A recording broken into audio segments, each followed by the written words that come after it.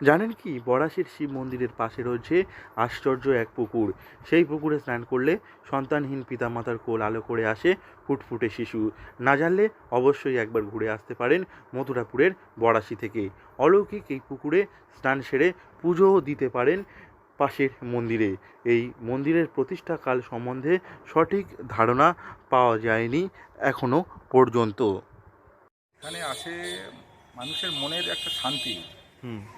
তো বাবার কাছে সবাই ঘুরে যায়, প্রায় প্রতিদিনই মানুষ আসে। এখানে ওই যে চৈত্র মাসে শিবের একটা বাৎসরিক পুজো হয়, এখানে হাজার হাজার মানুষ এখানে আসে। মানে দক্ষিণ চৈতন্যের প্রত্যন্ত অঞ্চল, কেন এখন যারা শহরে যারা আছে সেখান থেকেও মানুষ এখানে চলে আসে। পাশে পুকুরে স্নান হয়, বহুত মানে মানসিক করে প্রচুর মানুষ। হ্যাঁ, হ্যাঁ। মানে মনের যা ইচ্ছা মনের যা ইচ্ছে মনস্কামনা মানুষের পূর্ণ হয়। মনে করা হয় শশাঙ্কের আমলে এই মন্দিরের প্রতিষ্ঠা হয়। পরে ইংরেজ আমলে জঙ্গল হাসিলের সময় সুন্দরবনের প্রাচীন এই মন্দির সর্বসমক্ষে আসে। বর্তমানে মন্দিরের সংস্কার করা হয়েছে। এই মন্দিরে বিরাজ করেন বাবা বজরুকিনাথ শিব। স্থানীয়দের দাবি, আগে মন্দিরের পাশ দিয়ে বাবা স্বয়ং হেঁটে যেতেন।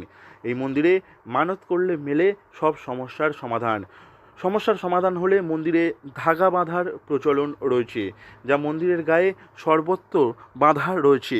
হ্যাঁ, বলুন। এই মন্দিরের মাহাত্ম্য কি বা কি ব্যাপার? মাহাত্ম্য বলতে এখানে নন্দার মেলা হয়, হ্যাঁ। শিবরাত্রি মেলা হয়, শ্রাবণ মাসে জল দেওয়া হয়, আর এখানে বৈশাখের 10 তারিখ গোষ্ঠ হয়। সে 200-500 বছর আগেকার ঘটনা।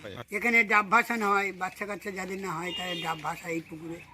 তার নিঃসীম মনস্কামনা পূর্ণ পেয়েছে, তার পুজো দিতে আসে, মানত চুকোতে আসে, নাড়া হয় বা পূজা আসি দিয়ে যায়।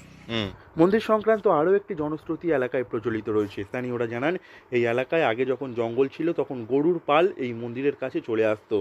এক রাখাল বালক গরুর খোঁজে মন্দিরের কাছে এসে দেখতে পান গরুর পাল অম্বুলিম্বে নিজেরাই দুধ দান করছেন। এরপর এলাকায় ছড়িয়ে পড়ে বাবার মাহাত্ম্যের কথা। শিবরাত্রি সহ বছরের একাধিক দিনে এই মন্দির সংলগ্ন এলাকায় হাজার হাজার পুণ্যার্থী ভিড় করেন। আপনিও অবশ্যই একবার ঘুরে আসতে পারেন এই মন্দির থেকে।